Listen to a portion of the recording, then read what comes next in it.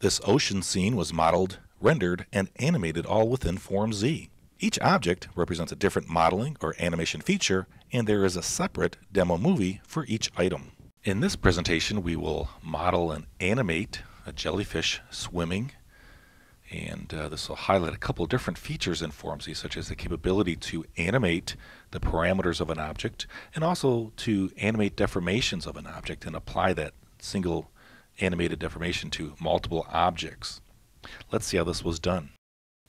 We begin by creating the body for the jellyfish.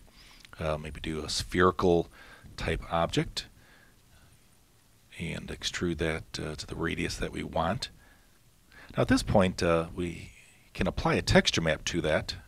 Instead of gray plastic, let's assign a surface style texture such as the one that we have here.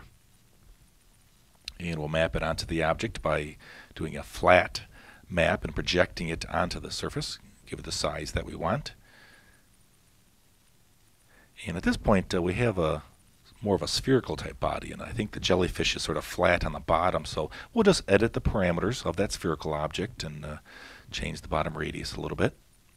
Now notice that when we edit the controls we can modify the radius in the X and the Y direction. So we can animate that parameter like it's swimming. So if we were to right click on the object, notice that we can numerically edit those parameters, and there's also a red dot, which means we can add an animation track to any of these fields. So let's animate both the radius X and the radius Y. Now instead of keyframe animating those values over time, I'm going to do something a little bit different here.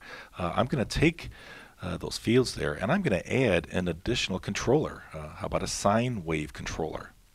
And so what I can do is have that radius change as a sine wave function. So I just give it an amplitude and a period, let's say of 2 seconds, and have it the amplitude that I want it to change. And now if I play that back, you can see that the radius for the X and Y direction changes as a sine wave function. So that takes care of the body. Next, what we need to do is create the tentacles that are flowing behind the body as it swims through the water. And what we'll do is just take a circular shape, and I will extrude that down to the length that we want. So I can either do that graphically, or I can just type in a value in the prompts palette. And what I'm going to do is query the object and not change the size, but I'm going to modify the object axis, because the linear wave deformation that I'm about to apply to this will be originating from the object's XYZ axis. So all I do is I just go in and move it up to the very top. Now at this point what I'm going to do is before I deform this thing, let's make multiple copies of that. So rotate, multi-copy, and let's make how about 7 copies. And we'll rotate that right about the center.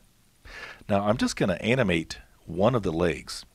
So I'll go to the Animate Deformation tool, apply a linear wave to that, and it looks just like that. Now I want to change some parameters over time. What I can do is modify a couple of these different values. For example, I can modify the height if I want. So you can see there I can modify the height of the wave that's being applied to that object.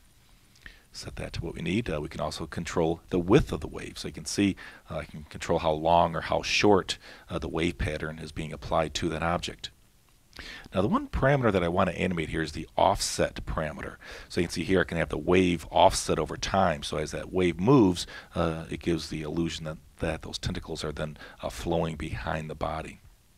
So I'll simply give it a offset distance and tell it to repeat that offsetting of the wave continuously. So now if I play that back, you can see that we have the linear wave applied to the one object. And then if I want all of the other legs to follow that same animation parameter, what I can do is just simply grab hold of all those objects and drag and drop those into that same linear wave deformation track. So you can see they all take on that same animation parameter. So let's turn the body back on.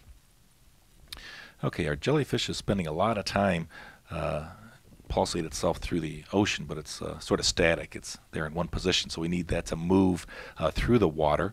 So what I'll do is first draw a path that I want it to follow.